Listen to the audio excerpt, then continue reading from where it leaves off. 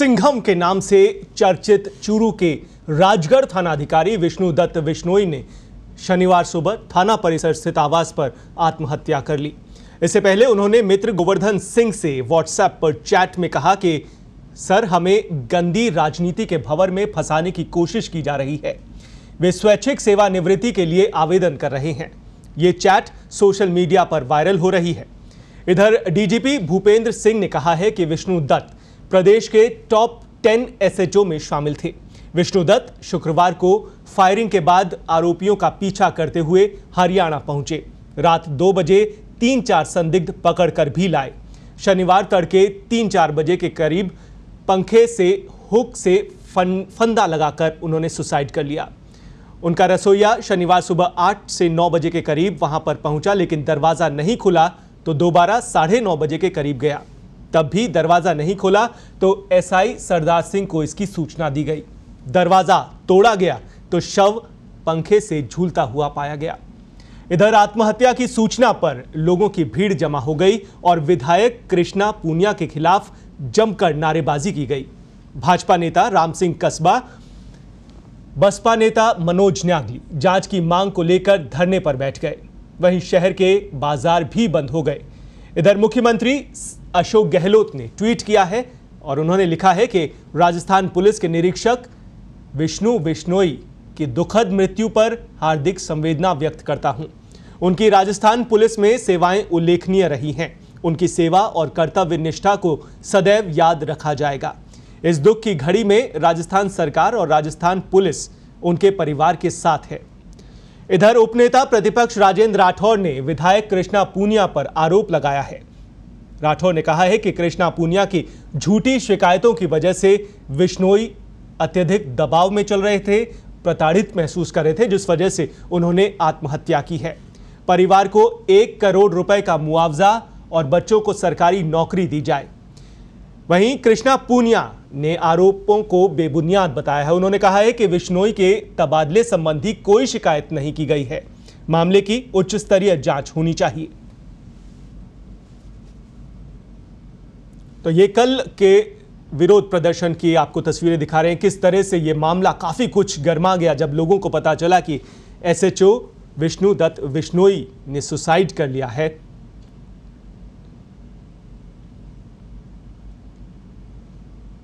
तो ये मामला काफी गर्मा गया है और इस मामले पर ज्यादा बातचीत करने के लिए फोन लाइन पर इस वक्त जुड़ी हुई हैं विधायक कृष्णा पूनिया।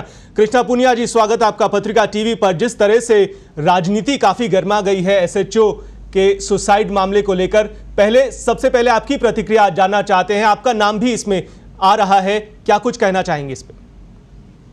नुकुल जी, सबसे पहले तो मैं अपनी संवेदना व्यक्त करती हूँ उस ऑफिसर की जो जान गई है, उसके परिवार को संबल मिले।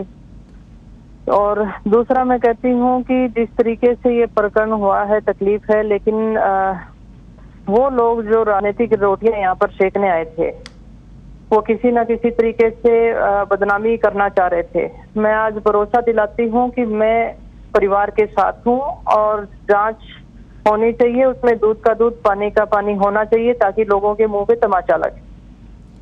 पूनिया जी, एसएचओ बिश्नोई से आपकी कोई बातचीत हुई हो, आखिरी बातचीत, और किस संदर्भ में और क्या कुछ रहा, इस बारे में कुछ बता सकती हैं?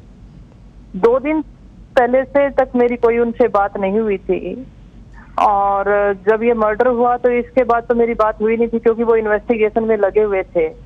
मैंने उचित भी नहीं समझा कि किसी तरीके से डिस्टर्ब किया जाए कि एक मर्डर हुआ है और उसकी वो इन्वेस्टिगेशन कर रहे थे। और लास्ट टाइम जब मेरी बात हुई थी तो ऐसी कोई बात, कोई ऐसा स्ट्रेस उनके माइंड में मुझे लगा भी नहीं। फोन पे ही वार्ता हुई थी।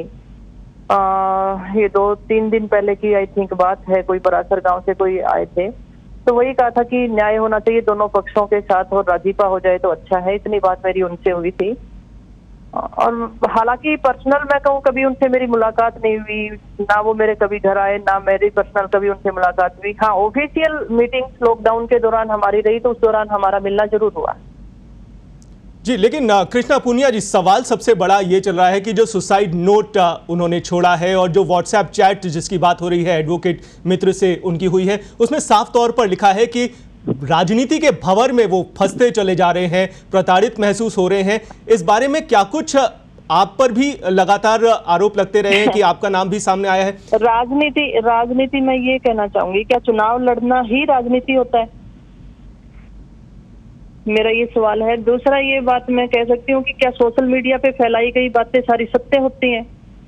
अब इन्वेस्टिगेशन में आपको पता लगेगा मैं कितनी बार उनसे कॉल किया है, कितनी बार मैंने उनके लिए लिख के दिया या प्रेशराइज किया है, तो ये आपको इन्वेस्टिगेशन में पता लग जाएगा।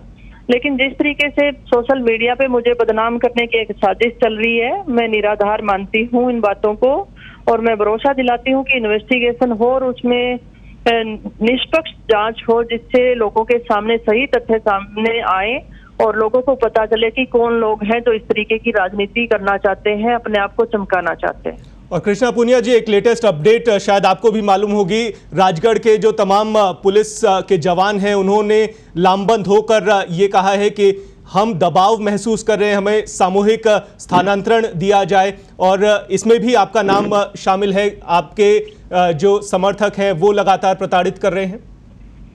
देखिए, अगर इस तरीके की बात है तो आप इन्वेस्टिगेशन कराइए। मैंने जिन भी पुलिस कर्मचारियों ने लिख के दिया है, इनके खिलाफ मैंने कुछ लिख के दिया हो या बार बार मैंने फोन कॉल किया हो, मेरे घर में सीसीटीवी कैमरे लगे हैं, ये चेक कराइए। भी पुलिस कर्मी हैं जो मेरे घर में आते जाते रहे हो, तो आप चेक करवाइए ना।